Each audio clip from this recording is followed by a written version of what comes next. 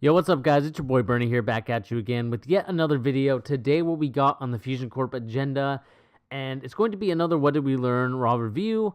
This is going to be another Raw episode here on October 16th, 2017, the week before TLC pay-per-view. Are you hyped for it? Are you not? Let me know in the comments down below, but I'll give you my opinion on how I feel in a second. I just want to say, guys, to make sure to check out the amazing content here on Fusion Corp. We got our Dragon Ball stuff. We have our FIFA stuff, and we also got The Charge, which will be making its first regular season debut tomorrow after the Cavs-Celtics game, so make sure to check it out later that night. As soon as that game ends, I will be recording the game right away. I know there's another game going on at that time, but I just want to give my initial thoughts and opinions about that, and we'll just continue to talking about the regular season of the NBA.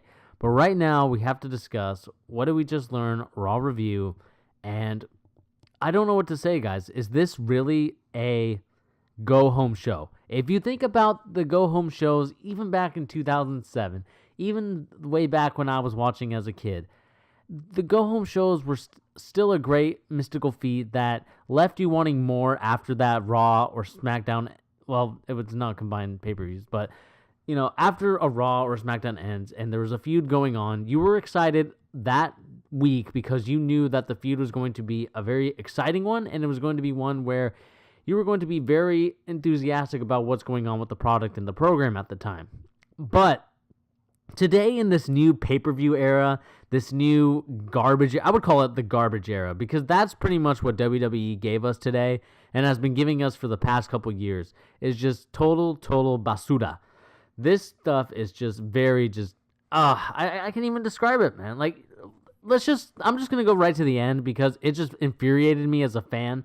So we had the Roman Reigns versus Braun Strowman steel cage match.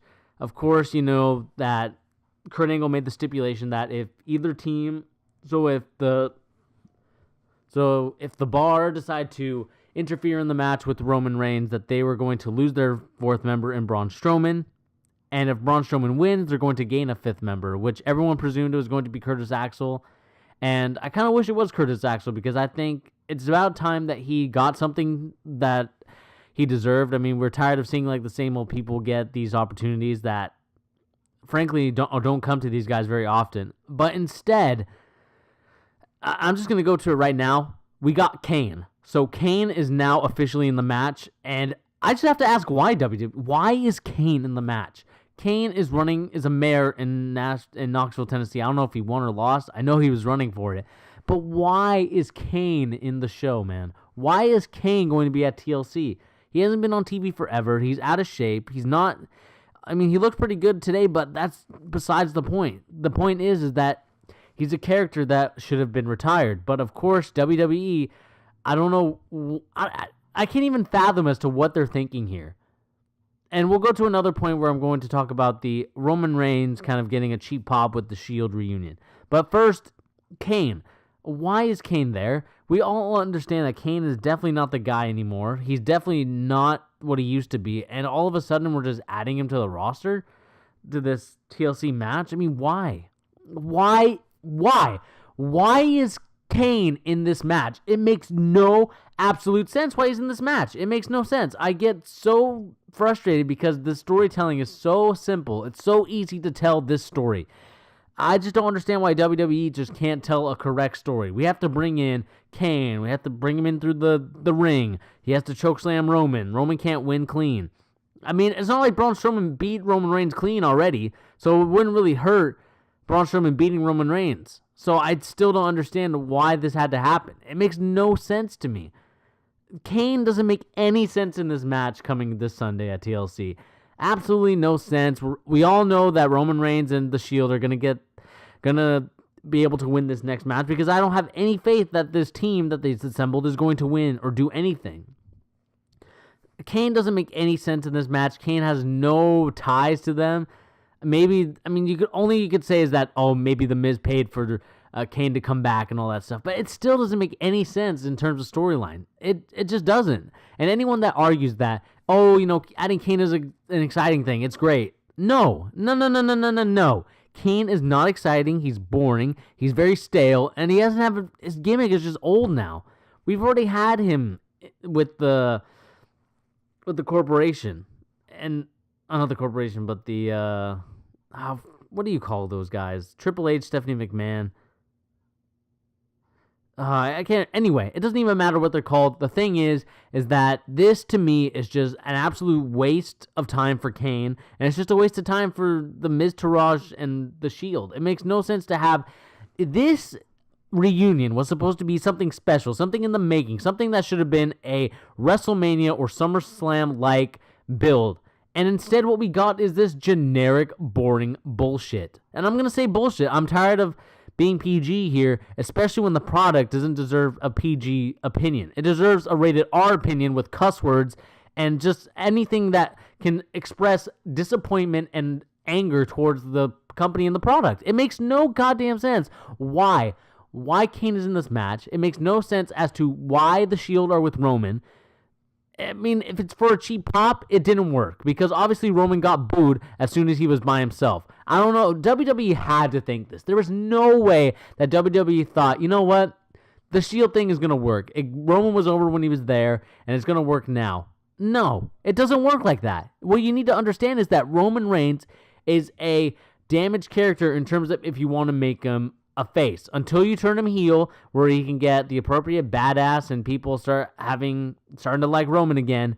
You can do it that way. But instead, we just got this generic garbage, and I'm tired of it, WWE. Everybody is tired of it. And I hate saying that every single week. You got other YouTubers saying that every single week. You have old wrestlers saying that every single week. You have everybody and their mother saying this product is garbage. Why would I ever want to take my son or daughter or my husband or wife to this event?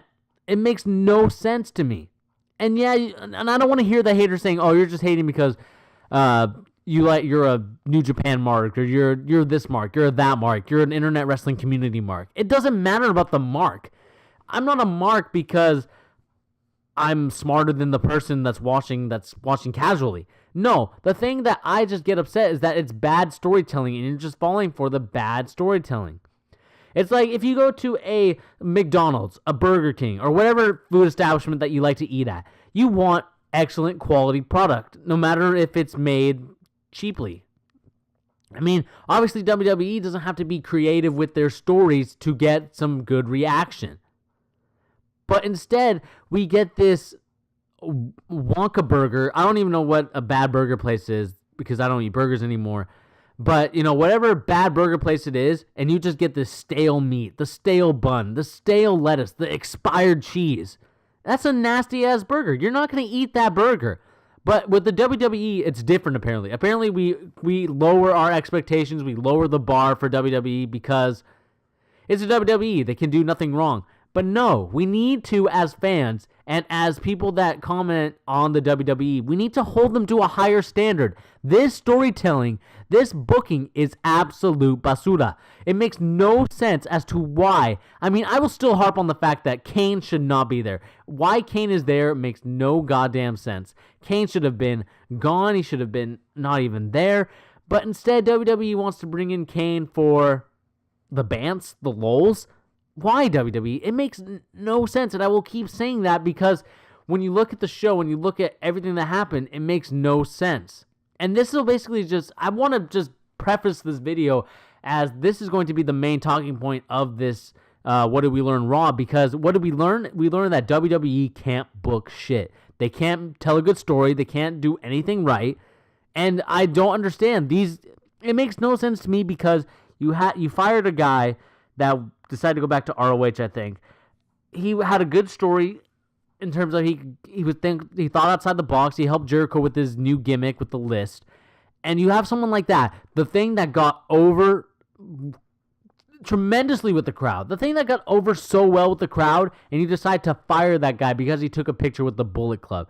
That to me is high schoolish and petty, and I wish, and I think we'll discuss it on the Gimmick Cast, as to why wrestling, particularly WWE, has this high school mentality of hiring people, of firing people, of doing anything. It makes no sense to me. If you ran a multi-billion-dollar business, if you ran a Starbucks, a McDonald's, an IBM, a Mac, Apple, I mean, whatever computer, Microsoft, you are held to a high standard of what you need to do to get this company successful. And of course, you're going to have to get rid of the childish behaviors. You're going to have to get rid of some of the behaviors that happen personally to you, because you have to think about what's best for business. And I like how that was their mantra of the corporate people. I still forget their name. I know you guys are going to flame me in the comments, but let me know what it is down below, because I'm going to feel very stupid once the authority. You know what? Never mind. I already thought of it. So the authority. The authority always states that it's what's best for business. So when it is best for business, you're obviously not doing, because we're not seeing the product or the result from this best for business mentality. You watch NXT, and I wish NXT was as popular as Monday Night Raw, but I don't think it will be. And you just see how great that show was ran. It's only an hour.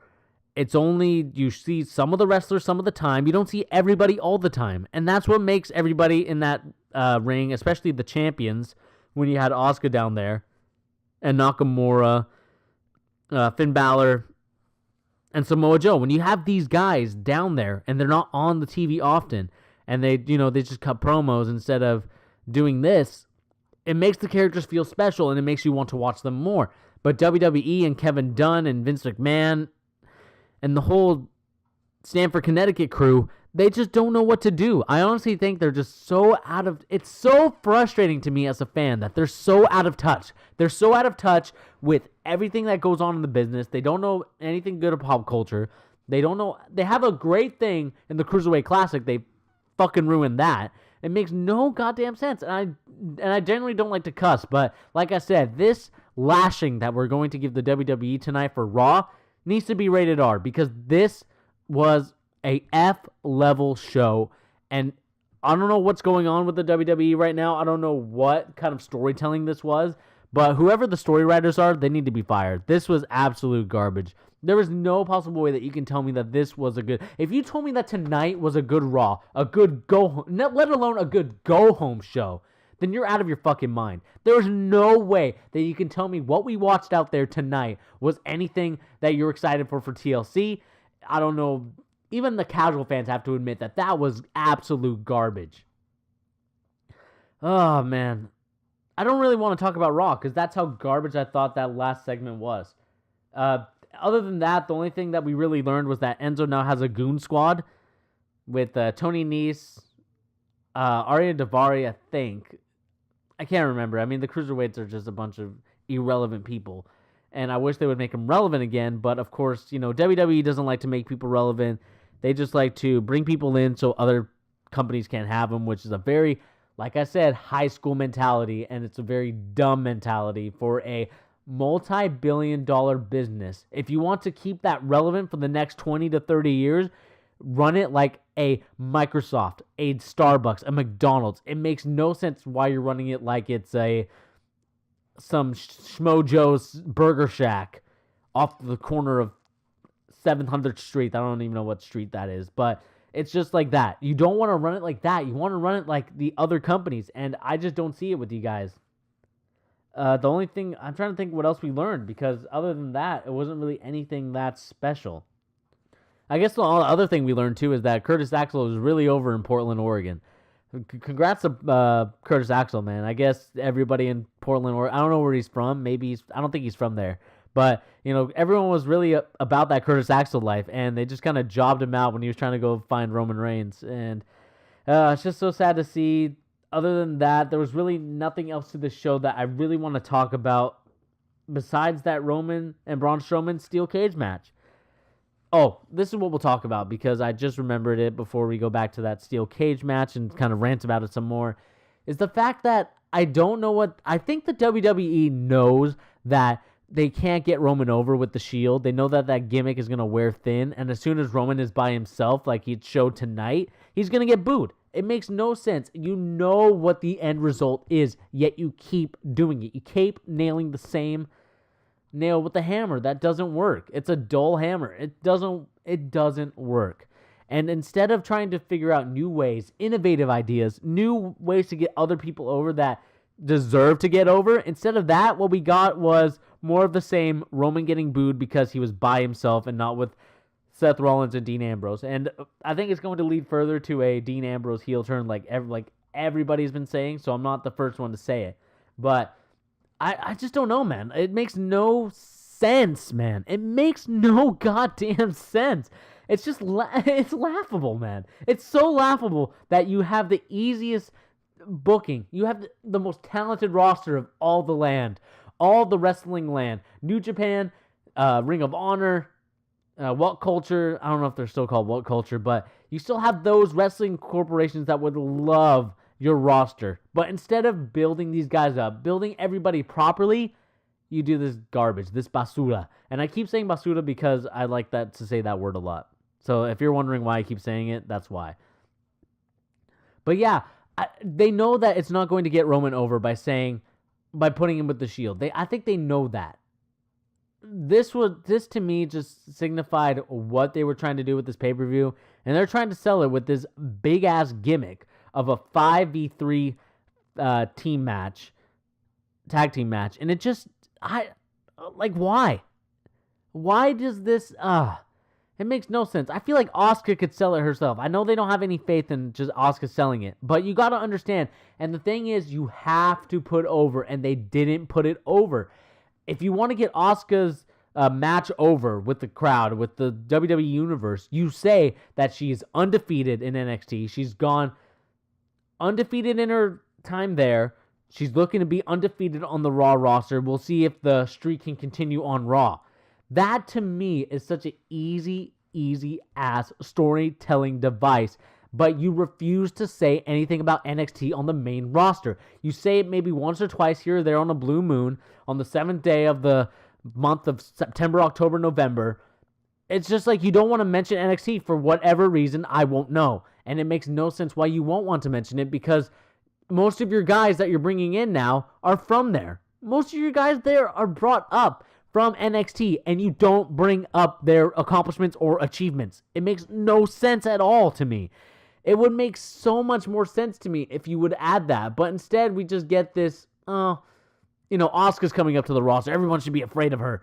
Well, tell me why I should be afraid of her. Tell me why the WWE divas need to be afraid of her. If you are someone who doesn't watch NXT, then you want to know why people fear her. For whatever reason, they don't know. And the reason you build her up is you build her up saying, oh, it's because she's undefeated on the NXT roster. She's beaten women like Bayley, like Emma. I don't think she's had a match with Sasha. But she's beaten those two women, and they're on the main roster. So you're going to see how OP and overpowered she is, that she's going to get a good reaction no matter what.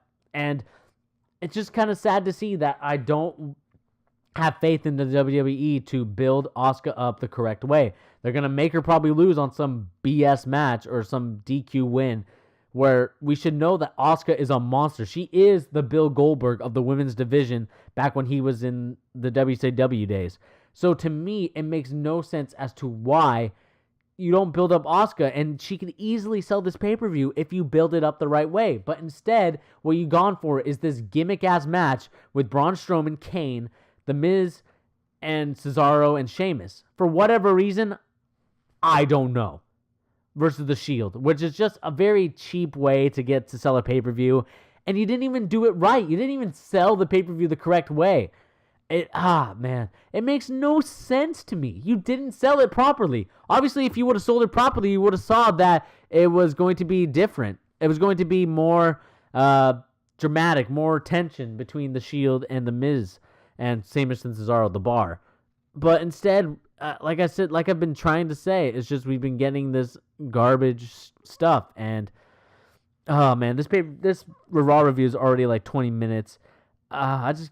About 20 minutes. I'm just so frustrated with it, man. I literally spent 20 minutes talking about just Roman Reigns and the Shield gimmick that they're trying to force down the people's throats by just doing this basura, man. This is basura. And it just, man, I just get so frustrated with this company sometimes. You want to like wrestling. You want to tell your friends. You want to tell anybody that you know that you are a wrestling fan, and then they just give you this garbage, this bullshit, and you'd be embarrassed. You're embarrassed to be a fan.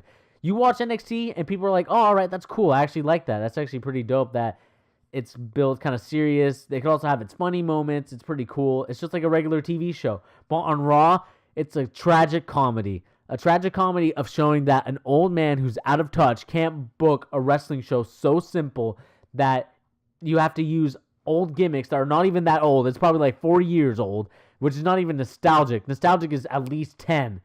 But instead, we just get this, man. And I'm just done, man. I'm still gonna watch it because I like to give you guys the review and what I think the company should be doing on the gimmick cast, but also telling you how it is and what I see going on with the rest of the year for the main roster. But basically, what I'm just here to tell you and what we learned is that it's going to be Brock Lesnar versus Roman Reigns, whether or not he gets the cheap pop from the fans who followed from the Roman Reigns, the Dean Ambrose and Seth Rollins reunion of the Shield, which is a failure, one. And second, why is Kane back? I still don't know why Kane is back. And I'm still baffled by it that it makes no sense as he is trying to run for mayor. I don't know, like I said in the beginning of the show, I don't know if he was trying to run out of mayor or what was going on there. But anyway, guys, this has been your What Did We Just Learn Raw review. So I just want to let you guys know that this show was absolute garbage, and I hope that WWE can... I mean, it's not even hope. I mean, I just hope that Triple H takes over the company. I wish there was a financial takeover from Triple H himself saying, Vince, enough is enough. You've already buried all the NXT superstars. You don't mention NXT in the Raw or SmackDown. You barely mention it, and you bury my people. You need to stop burying my people that I bring up to your roster who are over with everybody in the crowd, but you decide to bury them to do this Roman Reigns corporate agenda bullshit against Brock Lesnar, which we've already seen them fight. And you want to give Roman Reigns another coronation for whatever reason, I won't know. God, I need to get off this mic. All right, guys, this has been your boy Bernie right now here at the Fusion Corp. What did we just learn Monday Night Raw? Please remember to like, share, and subscribe this video, and I will holler at you guys later. Peace.